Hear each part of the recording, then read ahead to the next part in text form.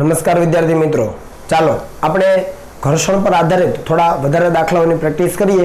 તો અહીંયા આપણી પાસે એક પરિસ્થિતિ છે અને આપણને રકમમાં કંઈક આવું કીધું છે કે બ્લોક એ જે છે એનું દળ છે 10 કિલોગ્રામ, બ્લોક બી છે એનું દળ છે 5 કિલોગ્રામ. તો આ જે બ્લોક સી છે કે જેનું દળ છે સ્મોલ એમ, એનું લઘુત્તમ દળ શોધો કે જેથી બ્લોક એ છે એ સરકે નહીં. અહીંયા તમે પરિસ્થિતિ જોઈ શકો છો કે બી બ્લોક છે એ લટકાવેલો છે નીચે તરફ, તો એના વજનની અસર હેઠળ આ તંત્ર આ બાજુ ગતિ કરી શકે. પણ આપણને કીધું છે કે સીનું લઘુત્તમ દળ શોધો કે જેથી કરીને આ બ્લોક એ છે એ અહીંયા ટેબલ ઉપર સરકે નહીં. બ્લોક એ અને ટેબલ વચ્ચેનો ઘર્ષણાંક આપેલો છે સ્થિત ઘર્ષણાંક 0.2. મેં અહીંયા રકમ ટૂંકમાં લખી છે, બરાબર. હવે એક શબ્દ આપણને આપી દીધો છે કે બ્લોક એ સરકે નહીં. હવે એ ન સરકે તો આ ગતિ ન કરે તો સી પણ ગતિ ન કરે, સી ગતિ ન કરે એટલે આ બંને ગતિ ન કરે તો આ બી બ્લોક પણ ગતિ કરે નહીં. ટૂંકમાં તંત્ર સંતુલનમાં છે, બરાબર. તો અહીં આપણે લખી શકીએ કે અહીં તંત્ર સંતુલનમાં છે. ટૂંકમાં લખવાનું છે, બરાબર. તંત્ર સંતુલનમાં છે, આટલી સમજ પડે છે રકમ પરથી આપણને, બરાબર છે. ચાલો હવે તો શું કરવું પડે, તો એફબીડી બનાવી દેવાના થાય. તો આપણે પહેલા એનો એફબીડી બનાવીએ. ચાલો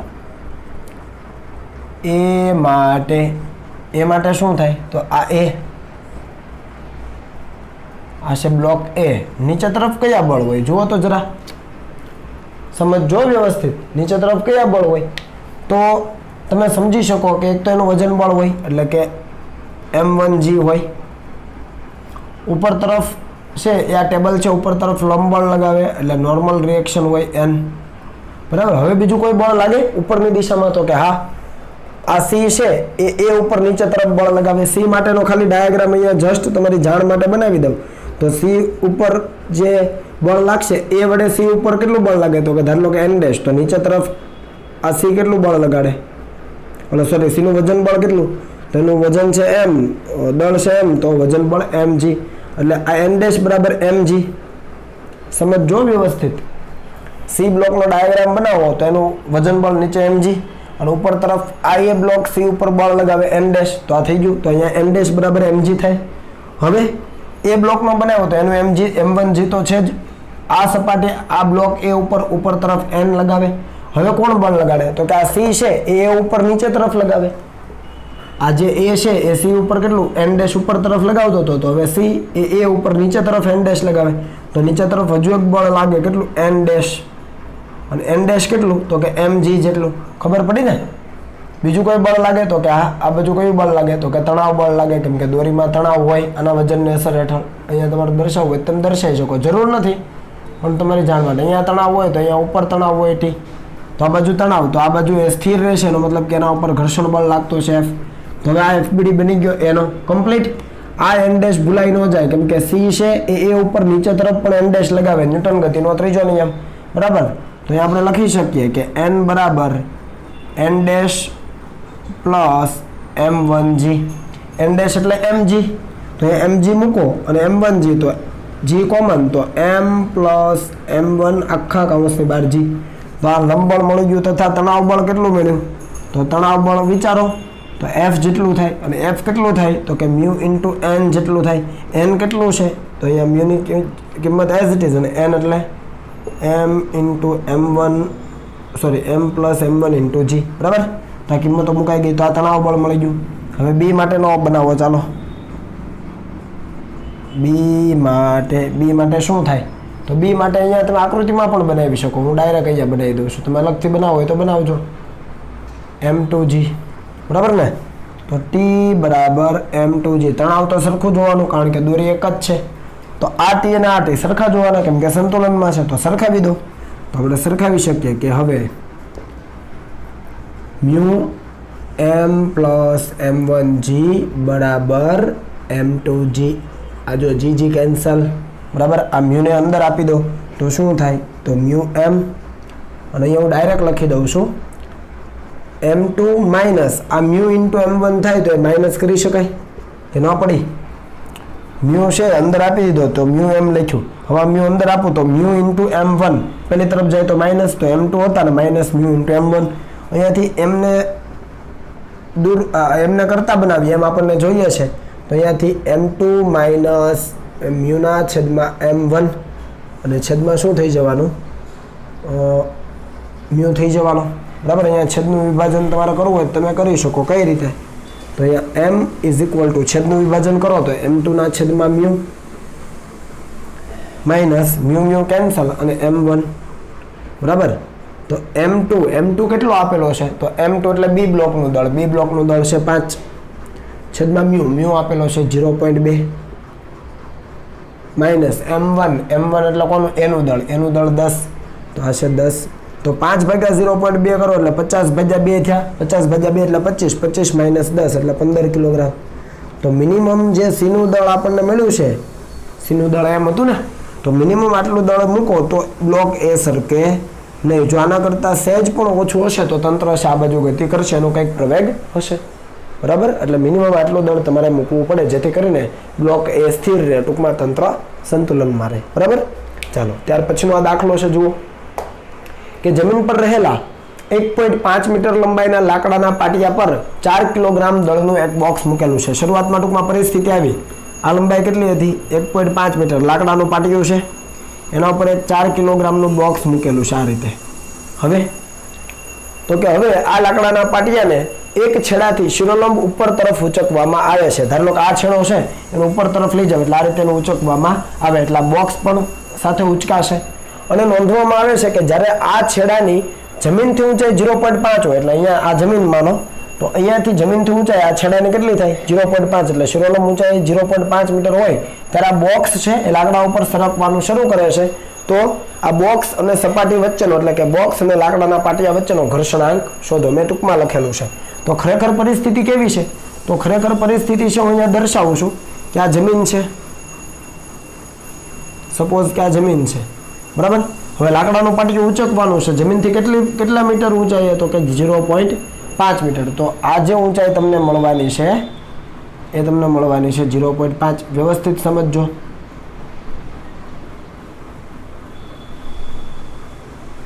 તો આ લંબાઈ કેટલી હશે તો આપણને ન ખબર પડે, કારણ કે પાટિયું અહીંયા છે, આ 1.5 શરૂઆતમાં હતું. હવે શું કીધું છે કે આ લાકડાના પાટિયાને એક છેડાથી શિરોલંબ ઉપર તરફ ઉંચકવામાં આવે, આ છેડાને આમ લઈ જાય તો આ પાટિયું આ છે, અહીંયા આમ લઈ જાય તો પાટિયું આ બને ને. તો આ લંબાઈ તમારી પાસે છે 1.5. હું અહીંયા લખવું હોય તો લખી શકો તમે 1.5 મીટર. આખું જે આ પાટિયું છે એની લંબાઈ કેટલી છે? 1.5 મીટર છે. તો આ પરિસ્થિતિ કાઢી નાખું. તો એવા સંજોગોમાં શું કીધું છે કે ત્યારે બોક્સ છે લાકડાના પાટિયા ઉપર સરકવાની શરૂઆત કરે છે. શરૂઆત કરે છે મીન્સ કે તમને એંગલ ઓફ રિપોઝ આપી દીધો એવું કહેવાય. અહીંયા કંઈક ખૂણો બનતો હશે ને સમક્ષિતિજ સાથે, થીટા. આ ખૂણો કેટલો બને? થીટા. તો આ થીટા ખૂણા ઉપર આ બોક્સ આ લાકડાના પાટિયા ઉપર સરકવાની શરૂઆત કરે છે. તો સરકવાની શરૂઆત કરતો હોય તો એંગલ ઓફ રિપોઝ આ ખૂણો છે એ લગભગ એંગલ ઓફ રિપોઝ જેટલો થઈ જાય, કે એટલે અહીંયા ટૂંકમાં લખી શકાય કે અહીં થીટા બરાબર થીટા આર. એનો મતલબ કે આ જે થીટા છે એ કોના જેટલો છે? એંગલ ઓફ રિપોઝ જેટલો. સમજ પડી ને? બરાબર. પણ અહીંયા તો તમારી પાસે ખૂણો નથી અને મ્યુ શોધવો છે. તો આપણે જાણીએ છીએ કે મ્યુ બરાબર tan થીટા. યાદ છે કે નથી? આ થીટા આપણને ખબર હોય તો આપણે મ્યુ શોધી શકીએ, અને મ્યુ આપણને જોઈએ છે તો થીટા પણ જોઈએ, પણ થીટા પણ અનનોન છે આપણા માટે. તો tan થીટા બરાબર સામેની બાજુના છેદમાં પાસેની બાજુ. તો સામેની બાજુ અહીંયા ધારેલો કે આપણે કહીએ a અને કહીએ b અને કહીએ c. તો સામેની બાજુ ab છેદમાં પાસેની બાજુ bc. જો તમે આના ઉપર છે એ FBD બનાવીને પણ કરી શકો. અહીંયા mg છે, આ તરફ કયું લાગે? તો અહીંયા લાગે mg cos થીટા. હવે તમને આવડે છે. આ તરફ કયું લાગે? mg sin theta. અને જસ્ટ સરકવાની શરૂઆત કરે તો એ વખતે એના ઉપર મહત્તમ સ્થિત ઘર્ષણ બળ લાગતો હોય Fs મેક્સિમમ. તો Fs મેક્સિમમ બરાબર mg sin થીટા, અને આ તરફ હજુ એક લંબ બળ લાગે, બરાબર. તો n બરાબર mg cos થીટા. આ થીટા હોય તો Fs મેક્સિમમ બરાબર mg sin થીટા અને n બરાબર mg cos થીટા. ગુણોત્તર લઈ લો એટલે મ્યુના છેદમાં મ્યુ બરાબર tan થીટા. આ તમને મળી જશે, આ મળી જશે, એમાં કંઈ ખોટું નથી, બરાબર. FBD બનાવો, કેમ કે હજુ જસ્ટ સરકવાની શરૂઆત કરે છે એટલે ઘણી ઉપર છે એવું કહી શકાય. તો જ્યારે FBD બનાવો એટલે આ જ મળવાનું છે. હવે કરેલું છે એટલે આપણને આવડે છે. તો AB ના છેદમાં BC, સામેની બાજુના છેદમાં પાસેની બાજુ. સામેની બાજુ કેટલી છે? તો એ છે, કેમ કે tan થીટા છે એટલે સામેની બાજુના છેદમાં પાસેની બાજુ. તો સામેની બાજુ 0.5 છેદમાં પાસેની બાજુ, તો કાટકોણ ત્રિકોણ છે તો વર્ગમૂળમાં લખાય. વર્ગમૂળમાં શું લખાય તો કે 1.5 નો વર્ગ માઇનસ 0.5 નો વર્ગ. સમજ પડે ને? આ તો પાસેની બાજુ તમને જોઈતું હોય, કર્ણો તો છે જ તમારી પાસે, પાટિયાની લંબાઈ એ કર્ણો બને, તો સામેની બાજુ 0.5 છેદમાં પાસેની બાજુ એટલે વર્ગમૂળમાં 1.5 નો વર્ગ માઇનસ 0.5 નો વર્ગ. તો આ તમને મ્યુનો જવાબ છે એ લગભગ મળી જશે 0.35. કેટલો મળી જશે? 0.35. એનો કોઈ એકમ તો આવતો નથી, તો 0.35 છે આપણો જવાબ થઈ ગયો. બરાબર, ચાલો લખી લો.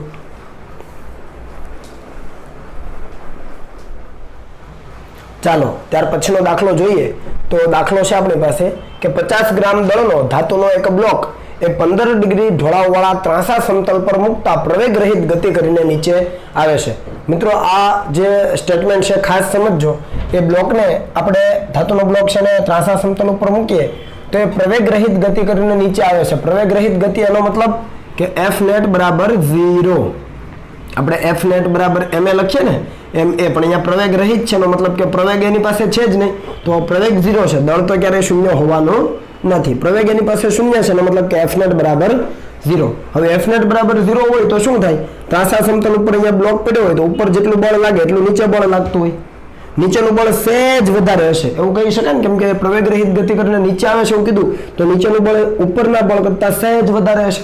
હવે નીચે કયું બળ હોય તો આપણને ખબર છે mg sin θ હોય. ઉપર કયું બળ હોય તો કે ઘર્ષણ બળ હોય. તો આ mg sin θ છે સહેજ વધારે હશે ઘર્ષણ બળ કરતા, પણ આપણે લગભગ બંનેને ઇક્વલ લઈ શકીએ. ખ્યાલ આવો ને? તો આ વસ્તુ માઇન્ડમાં રાખવાની છે કે એ પ્રવેગ રહિત ગતિ કરીને નીચે આવે છે એનો મતલબ કે ઉપર અને નીચેના જે બંને બળો છે એ લગભગ એકબીજાને કેવા હોય? સમતુલ્ય હોય. તો એટલે જ આપણે F net બરાબર 0 લખી શકીએ. હવે શું કીધું છે કે જો ઢોળાવ હજુ 15 ડિગ્રી વધારવામાં આવે, પહેલા તો 15 હતો જ, હજુ 15 ડિગ્રી વધારવામાં આવે તો બ્લોકનો પ્રવેગ શોધો. તો આપણે પરિસ્થિતિ અહીંયા દર્શાવીએ. જુઓ, આ ત્રાંસુ સમતલ છે એક, બરાબર. પેલા ઢોળાવ કેટલો હતો? 15, અને ફરીથી પછી કેટલો કર્યો તો પાછો બીજો 15 કર્યો, તો ટોટલ કેટલો થઈ ગયો? 30 ડિગ્રી થઈ ગયો. સમજ પડી? એના ઉપર આ બ્લોક પડેલો છે કેટલા કેજીનો? તો આપણને એ આપેલો છે 50 ગ્રામ, એટલે અહીંયા દળ આપણે એને કિલોગ્રામમાં ફેરવીએ તો 0.05 કિલોગ્રામ થાય. તો અહીંયા હું સ્મોલ m જ લખું, બરાબર છે. આ દળ પડેલો છે. હવે જો ઢોળાવ હજુ વધારીએ તો હવે તો નીચેનું બળ વધી જવાનું આપણને ખ્યાલ છે, કેમ કે થીટા વધે તો સાઇન થીટા વધે. 15 નો 30 થયો તો સાઇન 15 કરતા સાઇન 30 નું મૂલ્ય વધારે હોય, બરાબર. તો આનો FBD બનાવીએ તો શું થાય? તો જરા ધ્યાન આપજો. આ mg હોય, આ તરફ આ 30 ડિગ્રી હોય તો આ તરફ આ mg cos 30 થાય, નીચે તરફ કયું થાય? mg sin 30 થાય. હવે તમને બધું જ આવડે છે અને હું કંઈ લખતો નથી વધારે, એટલે ટૂંકમાં સમજાવતો નથી. બળ દરેક દર્શાવ્યા F અને સપાટી વડે બ્લોક ઉપર લંબ બળ. આ દિશામાં કોઈ ગતિ નથી એટલે ઉપર જેટલું બળ એટલું નીચે બળ, બરાબર છે. અને હવે આ બળ વધારે છે, આ બળ ઓછું છે, તો આપણે શું કરવું પડે? તો અહીંયા આપણને ખ્યાલ આવે કે પરિણામી બળ F ઇઝ ઇક્વલ ટુ, એટલે કે નીચે તરફનું પરિણામી બળ બરાબર mg sin 30 minus small f. તો આ F એટલે ma થાય. જો નીચે તરફનો પ્રવેગ a હોય તો આપણે તો પ્રવેગ જ શોધવાનો છે, તો આ થાય mg sin 30 માઇનસ આ થાય મ્યુ ઇન્ટુ n. n એટલે mg cos 30 ડાયરેક્ટ લખી દો, હવે તમને આવડે છે. તો મ્યુ ઇન્ટુ n મુજબ મ્યુ અને mg cos 30. તમે જુઓ દરેકમાં m કેન્સલ થઈ જાય છે, તો m મૂકવાની કોઈ મગજમારી છે નહીં. અહીંયા ભલે આપણે દળ લીધું છે પણ m કેન્સલ થઈ જાય છે, અહીંયા કોમન નીકળે ને અહીંયા છે કેન્સલ કરી દો તો a ઇઝ ઇક્વલ ટુ, તો આ થઈ ગયું g. g પણ કોમન નીકળે, જુઓ બંનેમાં g છે, તો આ થાય sin 30 માઇનસ અહીંયા થાય મ્યુ cos 30. આ તો સમજ આવે જ છે તમને. હવે અહીંયા g આપણી પાસે છે, તમે 9.8 લેજો. આ sin 30 cos 30 બધું જાણો. આપણી પાસે આ મ્યુ નથી, તો આ મ્યુ ક્યાંથી મળશે? તો અહીંયા રકમમાં મેં તમને એ જ વસ્તુ સમજાવી કે જ્યારે આ બ્લોકને 15 ડિગ્રીના ઢોળાવવાળા સમતલ પર મૂકીએ ત્યારે પ્રવેગ રહિત ગતિ કરે છે, એટલે જેટલું બળ ઉપર હોય એટલું બળ નીચે હોય, પણ કયા ખૂણે? 15 ડિગ્રીએ, બરાબર. તો આપણે અહીંયા લખી શકીએ કે મ્યુ બરાબર tan થીટા, યાદ આવે છે, અથવા tan theta r, angle of repose, બરાબર. તો અહીંયા થીટા r કેટલો છે આપણી પાસે?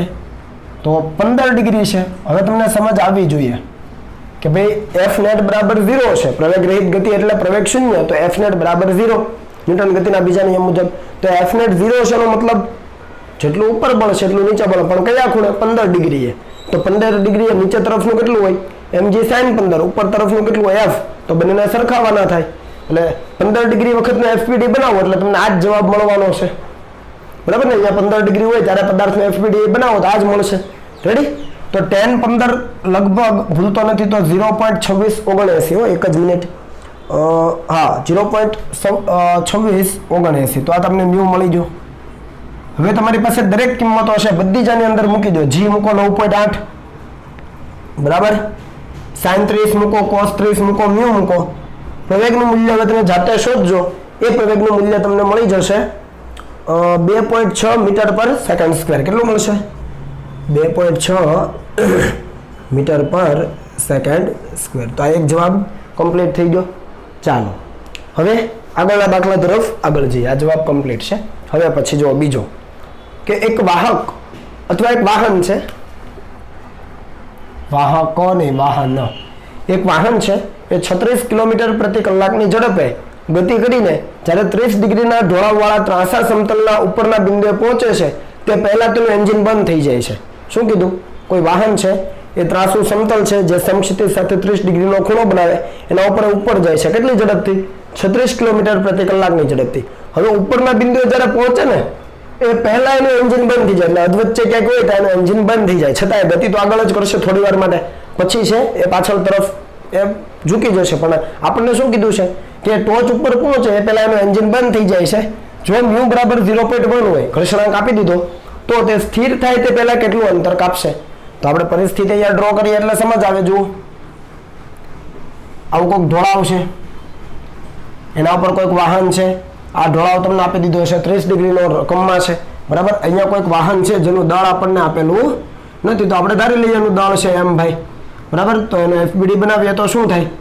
mg આ 30, તો આ કેટલો થાય? mg cos 30. આ કેટલો થવાનો?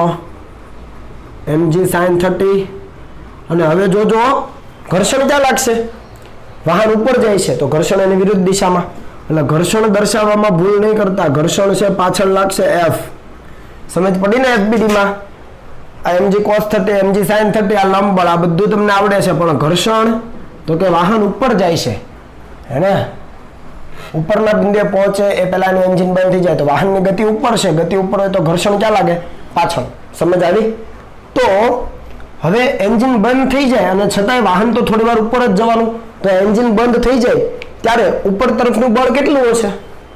એન્જિન જે સમયે બંધ થઈ જાય ત્યારે એન્જિન વડે જે આગળ બળ લાગતું હતું, મતલબ આ દિશામાં જે બળ લાગતું હતું એ તો બંધ થઈ ગયું, આગળનું બળ.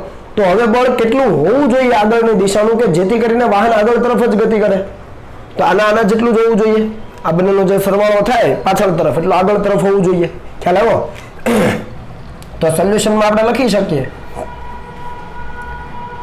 કે ઉપર તરફનું જરૂરી બળ અથવા ઉપર તરફનું લઘુત્તમ બળ, કેમ કે ઓછામાં ઓછું આટલું હશે તો જે પદાર્થ વાહન છે ઉપર જઈ શકશે, એનાથી ઓછું હશે તો એ પાછળ તરફ આવવાનું. અને એટલે ઉપર તરફનું લઘુત્તમ બળ કેટલું હોય? ધારી લો કે આપણે એને f કહીએ. આ તમને f દર્શાવું છું એનો મતલબ શું? ઉપર તરફ કેટલું લઘુત્તમ હોવું જોઈએ? તો આ બંનેના સરવાળા જેટલું. તો mg sin 30 પ્લસ f આટલું હોવું જોઈએ કે ના હોવું જોઈએ? ખ્યાલ આવે છે? નીચે તરફ જેટલું બળ લાગે છે ઘર્ષણ બળ અને mg sin 30 એના સરવાળા જેટલું બળ છે ઉપર લાગવું જોઈએ તો એ પદાર્થ ઉપર જાય, વાહન ઉપર જાય. તો અહીંયા લખાય mg sin 30 વત્તા મ્યુ ઇન્ટુ n, બરાબર. મ્યુ તમને આપેલો છે તો આની અંદર કિંમતો મુકાય. મ્યુ g sin 30 વત્તા mg sin 30 વત્તા મ્યુ n એટલે mg cos 30. બધી જ કિંમતો તમારી પાસે છે, એમાં m તમારી પાસે નથી. જુઓ m છે, m તમારી પાસે નથી. તો અહીંયા શું લખાય? f બરાબર ma લખાય, કારણ કે વાહનનો જે પ્રવેગ હશે તો ma જેટલો જોવાનો. જોકે પ્રતિપ્રવેગ હશે. કેમ પ્રતિપ્રવેગ હશે? કારણ કે આપણને કીધું છે કે વાહન ઉપર જાય અને ઉપર પહોંચે એ પહેલા એનું એન્જિન બંધ થઈ જાય છે. મતલબ હવે એન્જિન બંધ થઈ ગયું તો ઉપર જશે એનો વેગ ઘટતો જશે. એન્જિન બંધ થઈ ગયું એનો વેગ ઘટતો જશે. વેગ ઘટતો જશે એટલે પ્રવેગ નહીં હોય પણ કયો હશે? પ્રતિપ્રવેગ. તો અહીંયા અત્યારે આપણે ma લખીએ પણ પ્રવેગ કયો હશે? પ્રતિપ્રવેગ. આપણે જ્યારે કન્સિડર કરીશું ત્યારે માઇનસ સાથે લઈશું. તો તમે જુઓ m વાહનનું દળ રકમમાં નથી તો એ તો કેન્સલ જ થઈ જાય છે. तो जरूरी प्रवेग केटलो थई गयो तो अहींया छे g कॉमन काढी लो तो आ थई गयुं sin 30 प्लस म्यू cos 30 आવું થાય કે ન થાય g આપણને કીધો છે 10 લેવાનો sin 30 cos 30 જાણો म्यू આપ્યો છે 0.1 એ કિંમત મૂકશો ને એટલે તમને પ્રવેગનો જવાબ મળી જશે પ્રવેગનો જવાબ તમને મળશે 5.866 મીટર પર સેકન્ડ સ્ક્વેર આટલો જવાબ કમ્પ્લીટ 10 ગુણ્યા કરશો એટલે તમને કમ્પ્લીટ જવાબ મળી જશે બરાબર છે તો 5.866 આટલો પ્રવેગ મળશે પણ ખરેખર આપણે જાણીએ છીએ આ પ્રવેગ નથી આ શું છે પ્રતિપ્રવેગ કેમ કારણ કે વાહન ઉપર જશે તો વેગ ધીમે પડશે તો વેગ ઘટે છે એનો મતલબ કે a =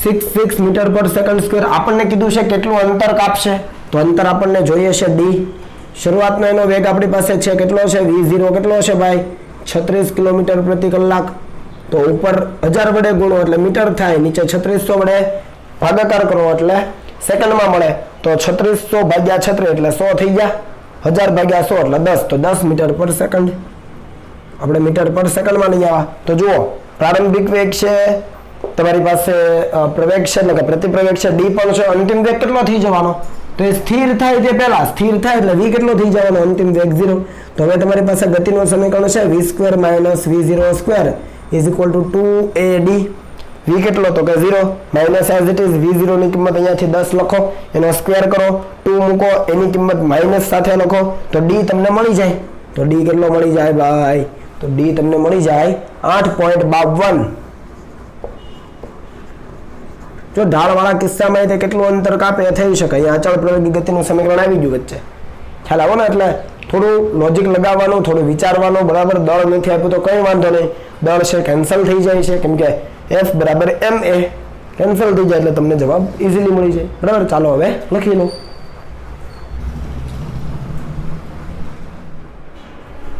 ચાલો મિત્રો આપણે ઘર્ષણ પર આધારિત ઘણા બધા દાખલાઓની ચર્ચા ઓલરેડી કરી ગયા છીએ બરાબર અને હજુ આપણે ઘર્ષણ પર આધારિત દાખલાઓ જોઈશું સાથે સાથે તમને શીટની અંદર પણ ઘણા બધા દાખલાઓ મળી જશે હવે આપણો જે ટોપિક બાકી છે એ પણ સાથે કમ્પ્લીટ કરી લઈએ જેનું નામ છે રોલિંગ ઘર્ષણ હવે આ રોલિંગ ઘર્ષણ શું છે તો આ રોલિંગ છે એ ઇંગ્લિશ વર્ડ છે ખરેખર આપણે જે ગતિક ઘર્ષણ ભણ્યા ને એ ગતિક ઘર્ષણનો જ આ એક ભાગ છે ગતિક ઘર્ષણના ખરેખર બે પ્રકાર છે હું અહીંયા લખું છું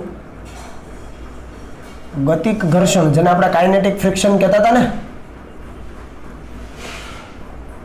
કાઇનેટિક ફ્રિક્શન બરાબર એના ખરેખર બે ભાગ છે એક ભાગ આપણે જે ભણ્યા એ કે ભાઈ સ્લાઇડિંગ ફ્રિક્શન અને બીજું છે રોલિંગ ફ્રિક્શન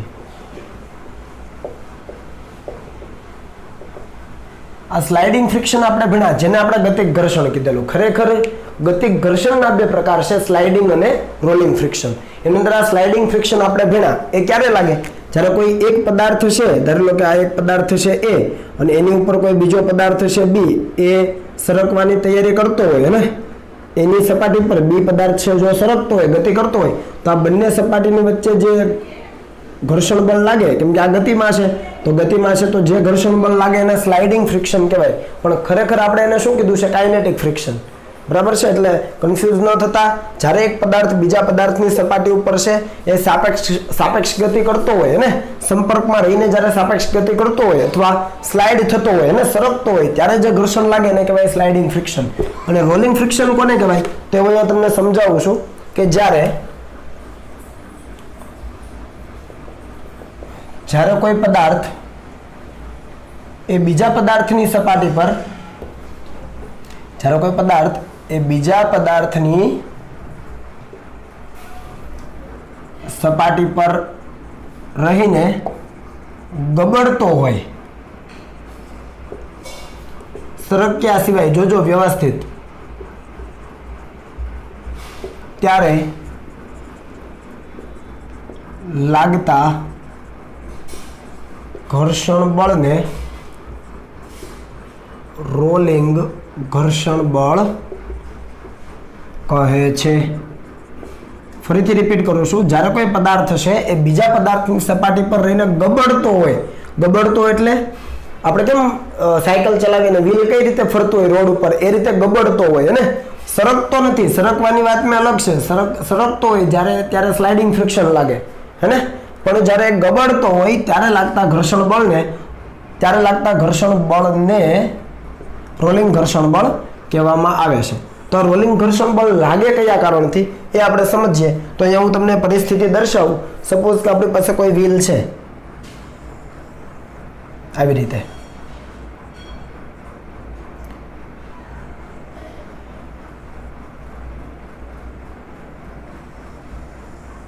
બરાબર ને, આ રીતનું આપણી પાસે કોઈ વ્હીલ છે. હવે કોઈ ધારો કે જમીન પર જઈ રહ્યું છે, તો આ જમીન હશે, અહીંયા એનું સેન્ટર છે અને ધારો કે આ બધા એના આરાઓ છે. આ વ્હીલ છે આ રીતે જઈ રહ્યું, ખાલી સમજ માટે, બરાબર. હવે જમીન ઉપર જતું હશે તો એનો એકાદો પોઈન્ટ છે જમીન સાથે કોન્ટેક્ટમાં હશે, એકાદો પોઈન્ટ છે જમીન સાથે કોન્ટેક્ટમાં હશે. હવે જમીન સાથે કોન્ટેક્ટમાં હોય તો થાય શું? તો એનો એક નાનકડો એવો પોઈન્ટ જ તે જમીન સાથે સંપર્કમાં હોય ને, કેમ કે ટાયર આખું તો ક્યારે સંપર્કમાં આવી નથી શકવાનું.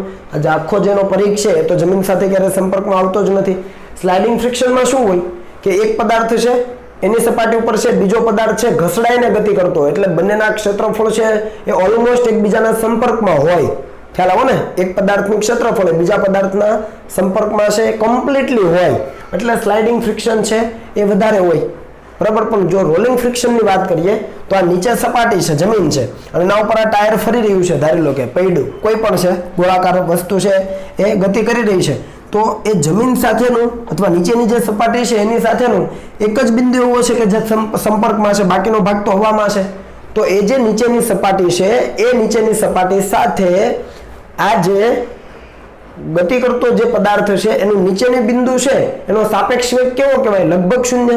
કેમ કે દરેક સમયે એક બિંદુ તો જમીન સાથે સંપર્કમાં રહે જ છે. પદાર્થ ભલે ગતિ કરતો આગળ આવે છે, પણ આ જે નીચેનું બિંદુ હશે, કોઈ પણ નીચેનું બિંદુ હશે જે જમીન સાથે અથવા નીચેની સપાટી સાથે સંપર્કમાં હશે, એ કેવું હશે? દરેક સમયે સ્થિર અવસ્થામાં ગણી શકાય, ક્ષણવાર પૂરતું. ખ્યાલ આવે ને, નીચેની સપાટી સાથે કોન્ટેક્ટમાં જ્યારે આવે છે ફરતું એ નીચેનું બિંદુ એ ક્ષણવાર માટે સ્થિર ગણી શકાય. તો એવા સંજોગોમાં જે ઘર્ષણ લાગતું હશે ખૂબ ઓછું હશે. જે આપણું સ્થિત ઘર્ષણ બળ હતું એના કરતાં પણ આ રોલિંગ ઘર્ષણ બળ ઘણું ઓછું હશે, અને જે સ્લાઇડિંગ ફ્રિક્શન છે એના કરતાં પણ આ જે રોલિંગ ઘર્ષણ બળ છે ઘણું ઓછું હશે. કેમ એવું? કારણ કે જે નીચેની સપાટી છે એની સાથે આ પદાર્થની સંપર્ક સપાટી ખૂબ ઓછી આવે છે. સંપર્ક સપાટી એટલે જે ટચિંગ પોઈન્ટ છે ખૂબ ઓછો છે, માત્ર એક સાદું એવું બિંદુ છે એ જ સંપર્કમાં આવે છે. તો એના કારણે એટલું બધું ઘર્ષણ લાગી શકે નહીં, અને એ કારણથી આ જે રોલિંગ ઘર્ષણ બળ છે એ ખૂબ ઓછું હોય છે. સમજ પડી? તો આ દરેક બાબતો તમને ટેક્સ્ટ બુકના પેજ નંબર 103 પર ક્યાં આપેલા છે?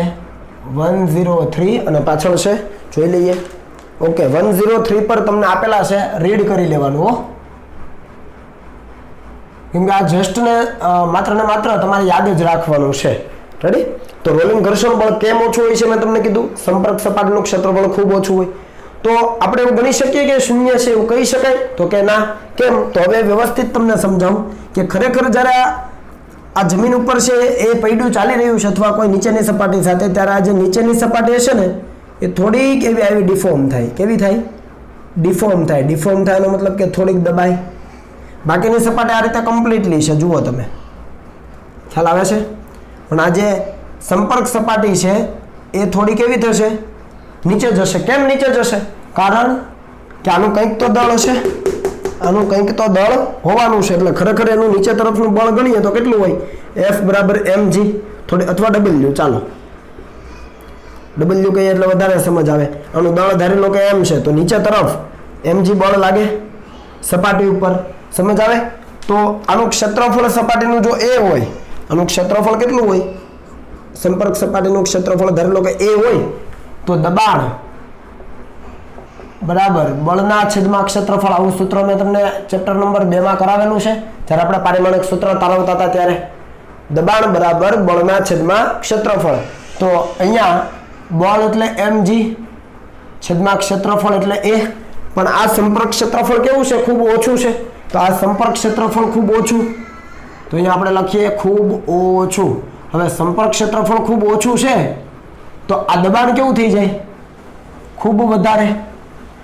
સમજ આવે છે? દબાણ ખૂબ વધારે થઈ જાય એટલે આ જે સપાટી છે એ કેવી થશે? દબાશે. અને વ્હીલ થોડુંક છે એ વધારે સંપર્કમાં આવશે. જો આપણે પહેલા એમ કહેતા હતા કે એક જ પોઈન્ટ આવે, એના બદલે હવે આ નીચેની આટલી સપાટી સંપર્કમાં આવી ગઈ. જુઓ હવે સંપર્ક સપાટીનું ક્ષેત્રફળ વધી ગયું. થયું ને? હવે આ જે નીચેની સપાટી છે એ વધારે સંપર્કમાં આવે છે તો હવે ક્ષેત્રફળ વધી ગયું એટલે હવે ઘર્ષણ થોડુંક વધારે લાગશે. સમજ આવે છે? તો આ કારણ છે કે રોલિંગ ઘર્ષણ આ રીતે ઉદ્ભવે. સમજ પડી ને? શરૂઆતમાં આપણે એવું માનતા હોઈએ કે સપાટી છે એક્ઝેક્ટ આમ સોલિડ છે, એમાં કોઈ પણ પ્રકારનું છે ને વિકૃતિ નથી આવતી. વિકૃતિ એટલે એના આકારમાં ફેરફાર થવો.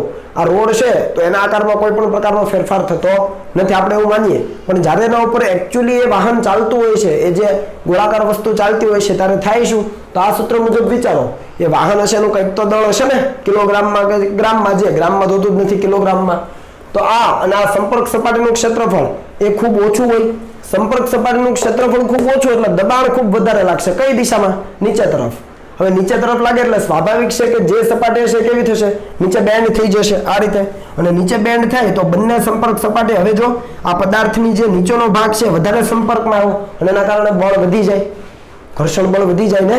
અને ઘર્ષણ બળ વધી જાય એટલે પદાર્થની ગતિ અવરોધાય. એટલે અમુક સમય પછી સાયકલને પેડલ મારીને છોડી દીધું હોય તો કેવું થઈ જાય? સ્થિર થઈ જાય. ખ્યાલ આવ્યો ને આ વસ્તુ? નહીતર તો સાયકલ અનંત અંતર સુધી ગતિ કરવી જોઈએ, પણ એવું થતું નથી. તો આ કારણ છે કે ઘર્ષણ બળ, રોલિંગ ઘર્ષણ બળ છે એ આ રીતે ઉદ્ભવે કે દબાણ વધી જાય એટલે સંપર્ક સપાટીનું ક્ષેત્રફળ આપણે જે ધારીએ છીએ એના કરતાં થોડુંક વધી જાય, અને એ કારણથી છે એ રોલિંગ ઘર્ષણ બળ ઉદ્ભવે. તો આ રોલિંગ ઘર્ષણ બળ છે કોના ઉપર આધાર રાખે છે? તો અહીંયા આપણે લખીએ કે રોલિંગ ઘર્ષણ બળ, જેને આપણે FR કહીએ છીએ, બરાબર છે, અથવા F સ્મોલ r કહીએ, ચાલો ને, એ લંબ બળના સમપ્રમાણમાં અને જે પણ ગોળાકાર પદાર્થ છે એ પદાર્થની ત્રિજ્યા r ના વ્યસ્ત પ્રમાણમાં હોય છે.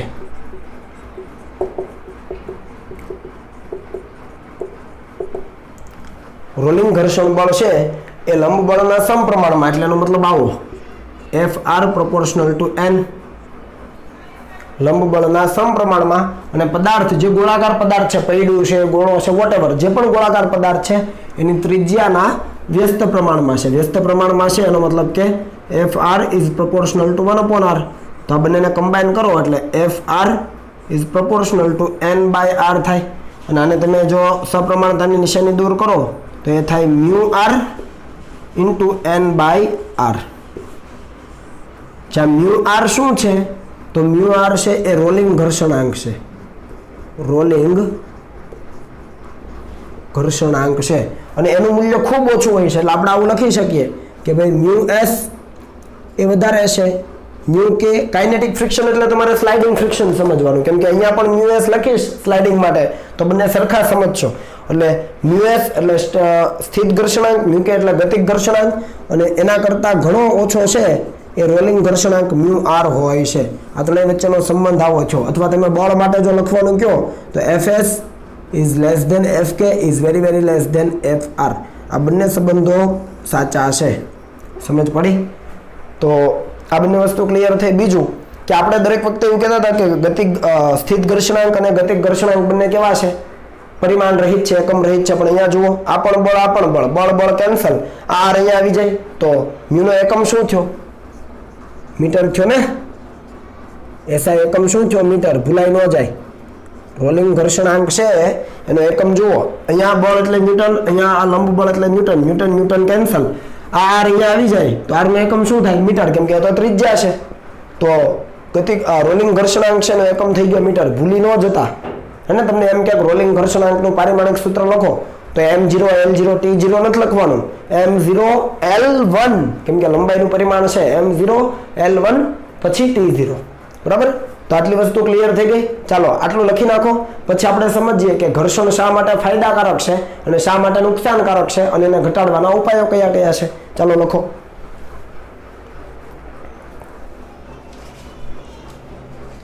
ચાલો ઓકે, તો આગળ વધીએ.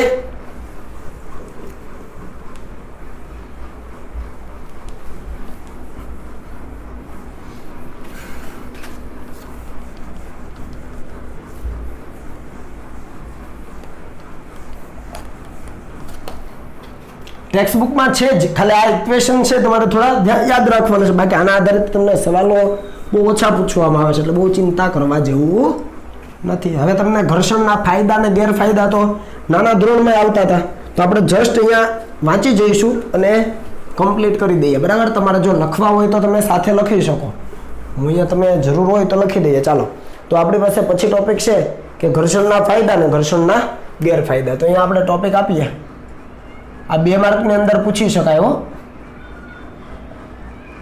ઘર્ષણના ફાયદા. તો પહેલો ફાયદો શું થશે? તો પહેલો ફાયદો છે કે ભાઈ ઘર્ષણના કારણે જ આપણે જમીન પર ઊભા રહી શકીએ છીએ અને ચાલી શકીએ છીએ. ઘણા બધા લખી શકાય, હું અહીંયા અમુક બુકમાં આપેલા છે એ જ લખી દઉં છું તમને, તો અહીંયા તમે લખી લો કે ઘર્ષણના કારણે આપણે જમીન પર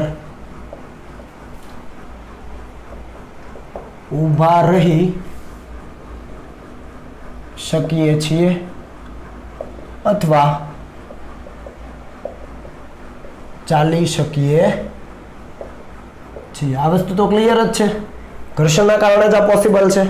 બીજું, ઘર્ષણના કારણે વાહનને સરળતાથી ચલાવી શકાય છે. કેમ કે જો ઘર્ષણ ન હોય, ટાયર અને રોડ વચ્ચેનું ઘર્ષણ ન હોય તો શું થાય? તો આપણે સ્લીપ થઈ જઈએ. બરાબર, એટલે જે ટાયર છે એ અને રોડ વચ્ચેનું ઘર્ષણ હશે એના કારણે જ આપણે વાહનને સરળતાથી ચલાવી શકીએ છીએ. હું અત્યારે આ બોર્ડ ઉપર લખું છું, તમે અત્યારે નોટબુકમાં લખી રહ્યા છો, એ કોના કારણે પોસિબલ છે ભાઈ? પેન અને પેપર એ બંને આપણે લખીએ છીએ, તો કોના કારણે પોસિબલ છે? ઘર્ષણ જ ને. તો આપણે એવું પણ લખી શકીએ કે ભાઈ ઘર્ષણના કારણે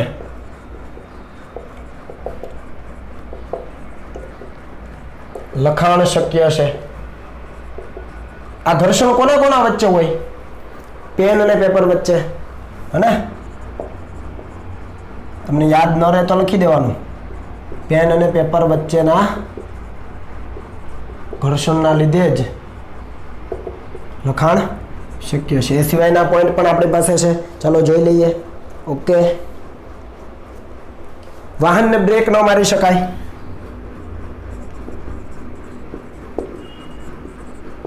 હે, વાહનને બ્રેક મારવા માટે ઘર્ષણ જરૂરી છે. ઘણા બધા મુદ્દાઓ તમે લખી શકો. પછી 5 નંબરનો પોઈન્ટ આગળ જઈએ તો એના પછી છે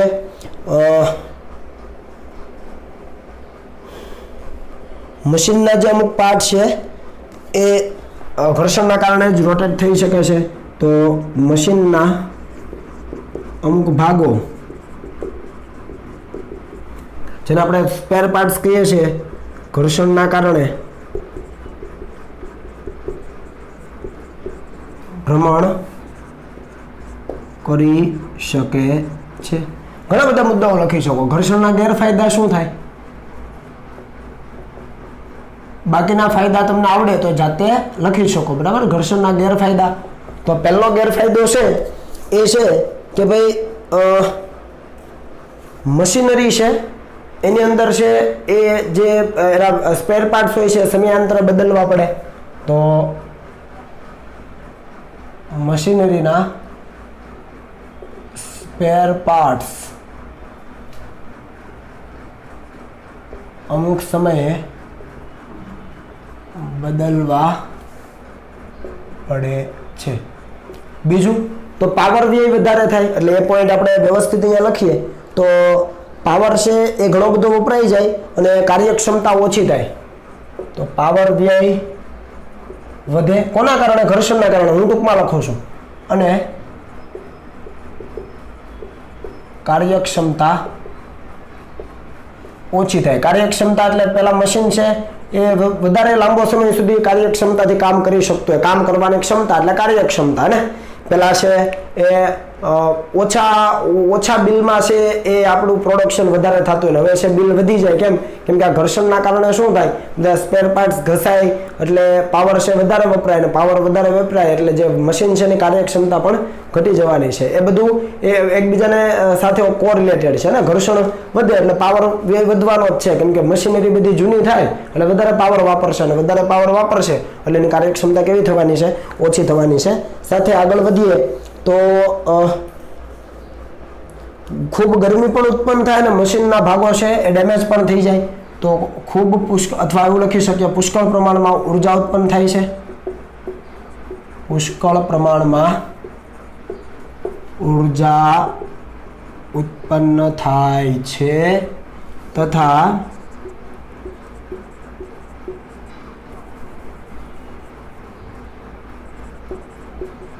મશીનના ભાગોને નુકસાન પહોંચે છે. પણ ઘર્ષણ જરૂરી તો છે જ, ગમે એ મગજમારી કરે છે આપણી જોડે તો એ ઘર્ષણ જરૂરી છે આ કારણથી. બરાબર, ચાલો આટલું લખી લો. પછી આપણે એ ઘર્ષણને ઘટાડી કઈ રીતે શકાય એ પણ જોઈએ.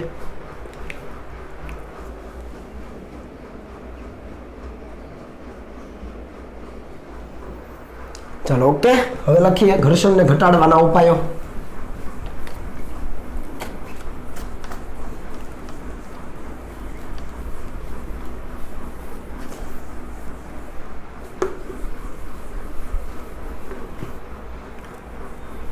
એ પણ ઈઝી છે, એ તમને પરીક્ષાની અંદર ખાલી પૂછી શકાય. બરાબર છે, 2 માર્ક્સની અંદર. તો અહીંયા લખીએ આપણે ઘર્ષણને ઘટાડવાના ઉપાયો. ઘર્ષણને ઘટાડવાના ઉપાયો. તો ઘર્ષણને કઈ રીતે ઘટાડી શકાય? તો પહેલું છે ભાઈ પોલિશ કરો. જે 2 સંપર્ક સપાટી છે એને પોલિશ કરી દો વ્યવસ્થિત રીતે, એટલે શું થાય, ઘર્ષણ ઘટી જાય. તો આપણે લખી શકીએ કે 2 સંપર્ક સપાટીઓને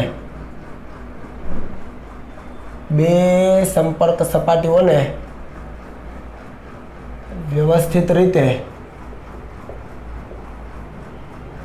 પોલિશ કરવાથી તેમના વચ્ચે ઘર્ષણ ઘટાડી શકાય. પછી બીજું તો કે લ્યુબ્રિકન્ટ વાપરવાના, એટલે કે ઊંજણ તેલ જેને આપણે કહીએ છીએ. બરાબર છે, લ્યુબ્રિકન્ટ એટલે કે ઊંજણ વાપરવાથી 2 સંપર્ક સપાટી વચ્ચેનું ઘર્ષણ બળ ઘટાડી શકાય. પછી નંબર 3, તો નંબર 3 માં કંઈક આવું છે, સ્ટ્રીમ લાઇનિંગ. સમજાવો સ્ટ્રીમ લાઇનિંગ શું? આપણે વાહન લઈને જતા હોઈએ અને કાચ આપણો આ રીતે, આપણે અહીંયા બેઠા છે, કાચ આપણો આમ હોય તો શું થાય, હવા સામો ધક્કો મારશે. એટલે આપણે જે કાર્યક્ષમતાથી ગાડી ચાલવી જોઈએ, જે સ્પીડથી ગાડી ચાલવી જોઈએ એ સ્પીડથી ગાડી ચાલી શકે નહીં. એના માટે શું કરવું પડે, આ જે કાચ છે થોડો ત્રાસો હોય તો હવા ઉપરથી જતી રહે. આ રીતે હવા અવરોધ તો લાગવાનો જ છે, અવરોધ ક્યારેય ઘટાડી નથી શકવાના તમે. ઘર્ષણ એ જે ઘર્ષણ છે ને એક પ્રકારનો અવરોધ એટલે એક પ્રકારનું ઘર્ષણ. આપણે અવરોધક બળને જ ઘર્ષણ બળ કીધું છે. એટલે જો આ રીતે હશે તમારો કાચ, તમે અહીંયા જાઓ છો, કાચ અહીંયા આડો છે, તમારો 4 વ્હીલ ટ્રક કોઈ પણ છે, એરોપ્લેન છે, કાચ આ રીતે હશે તો શું થશે, હવા વધારે ધક્કો મારશે. એના બદલે કાચ આમ ત્રાસો હોય તો ખ્યાલ આવે ને, તો કાચ ત્રાસો હોય તો હવા છે એ સાઈડમાંથી નીકળી જાય અને તમે ઝડપથી ગતિ કરી શકો. તો એ છે સ્ટ્રીમ લાઇનિંગ, કે હવાના અવરોધક બળને ઓછું કરવા વાહનોના કાચ, આગળ કાચ હોય ને, ત્રાંસા બનાવવામાં આવે છે. પછી નંબર 4 અહીંયા લખીએ. ચાલો 4 નંબર શું છે? તો 4 નંબર છે બોલ બેરિંગ.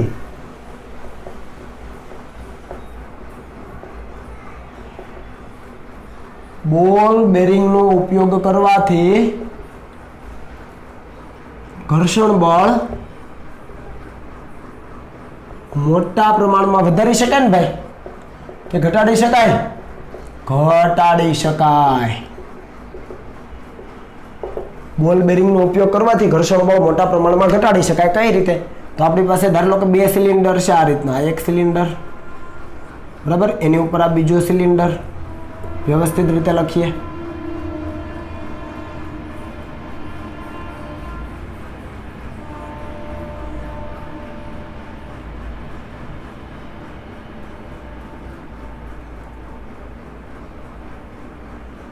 આકૃતિ તમારે ડ્રો કરવાની જરૂર નથી હો, હું ખાલી જસ્ટ તમારી સમજ માટે જ દર્શાવું છું. તો આ 2 સિલિન્ડર છે નળાકાર, એક આ અને બીજો આ નળાકાર સિલિન્ડર. ચાલો ને, અથવા એને શું કીધું છે? સિલિન્ડર જ તે, ખાલી નળાકાર. ચાલો, તો આની વચ્ચે છે ને આવી રીતે બેરિંગ બોલ મૂકવામાં આવે, છરા જેને આપણે કહીએ ને, બંનેના ટચમાં રહે એ રીતે.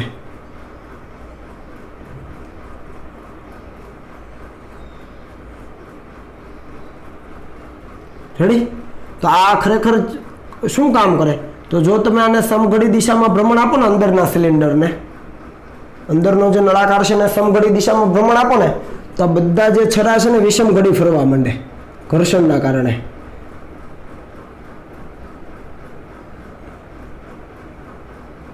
એ જો વિષમ ઘડી ફરે ને તો બહારનો જે સિલિન્ડર છે ને એ પણ વિષમ ઘડી ફરે. ખબર પડી? આ 2 નળાકાર છે, અંદર અને બહારનો, એમની વચ્ચે છે અમુક બોલ નાખેલા હોય છે, હે ને, આપણે જેને છરા કહીએ, બોલ બેરિંગ. તો એ જે છરાઓ છે એ આ જો અંદરના સિલિન્ડરને સમઘડી ફેરવીએ ને તો એ છરાઓ વિષમ ઘડી ફરે, અને એના કારણે બહારનો જે નળાકાર છે એ પણ વિષમ ઘડી દિશામાં ફરવા લાગે. તો તમે આ બોલ બેરિંગનો ઉપયોગ કરીને ઘર્ષણ બળ મોટા પ્રમાણમાં ઘટાડી શકો. પછી 5 નંબરનો પોઈન્ટ છે એ છે એન્ટી ફ્રિક્શન એલોય, હે ને, એટલે ઘર્ષણનો વિરોધ કરતી મિશ્ર ધાતુ. ઘર્ષણનો વિરોધ કરતી મિશ્ર ધાતુના ઉપયોગથી ઘર્ષણ ઘટાડી શકાય. આ કઈ રીતે ઘર્ષણનો વિરોધ કરતી મિશ્ર ધાતુ? એટલે તો કે સ્ટીલ ઉપર સ્ટીલ, કોઈ સ્ટીલનું તમારી પાસે પાત્ર હશે ને એના ઉપર તમે સ્ટીલ, એ બંને સ્ટીલને એકબીજાના સંપર્કમાં રાખીને ગતિ કરાવો તો શું થાય? તો કે ઘર્ષણ બળ વધારે લાગે. પણ એ જ સ્ટીલ તમે બ્રોન્ઝ અથવા પિત્તળ જેને આપણે કહીએ, પિત્તળનું કોઈ વસ્તુ હોય અને સ્ટીલની વસ્તુ, એને બંનેને એકબીજા ઉપર ગતિ કરાવો ને તો ઘર્ષણ બળ ઓછું લાગે. ખ્યાલ આવે છે? તો આ વસ્તુ છે કે ઘર્ષણનો વિરોધ કરતી મિશ્ર ધાતુના ઉપયોગથી તમે છે એ ઘર્ષણને ઘટાડી શકો. અને 6 નંબરનો પોઈન્ટ છે અને એ છે એર કોશન. હવે એર કોશનને ગુજરાતીમાં કહેવાય હવાની પાતળી ગાદી. હવાની પાતળી ગાદી. આપણે એને પેલું શોક પ્રૂફ કહીએ છીએ, શોક એબ્ઝોર્બર. શોક પ્રૂફ નહીં પણ શોક એબ્ઝોર્બર. કોઈ પણ મશીનરી છે એ બીજી કોઈ સપાટી ઉપર છે, ધારો કે કોઈ મોટો પિસ્ટન છે એ બીજી સપાટી ઉપર છે બળ લગાવતો હોય આ રીતે, તો એ બંનેની જે સંપર્ક સપાટી છે ને એની વચ્ચે એર ફિલ્ટર મૂકવામાં આવે. મતલબ કે શોક એબ્ઝોર્બર, એર ફિલ્ટર નહીં, શોક એબ્ઝોર્બર. હવાની પાતળી ગાદીના ઉપયોગથી પણ ઘર્ષણ બળ ઘટાડી શકાય. તો ઘણા બધા ઉપયોગો, ઘણા બધા ઉપાયો તમે લખી શકો. એમાં મેં 5-6 લખ્યા છે, બરાબર, વ્યવસ્થિત રીતે અને નોટ ડાઉન કરી લો. અને 2 માર્ક્સ માટે આ જે રોલિંગ ઘર્ષણ, આજે જે રોલિંગ ઘર્ષણ ભણ્યા એ 2 માર્ક્સ માટે તૈયાર કરવાનું છે. તો ત્યાં તો તમને ઘર્ષણના ફાયદા ગેરફાયદા પૂછાય અથવા ઘર્ષણ ઘટાડવાના ઉપાયો પૂછાય, બરાબર. આટલું જ છે, સિમ્પલ છે. થોડું વાંચી લેજો પેજ નંબર 103 ઉપર. રેડી? ચાલો હવે લખી લો.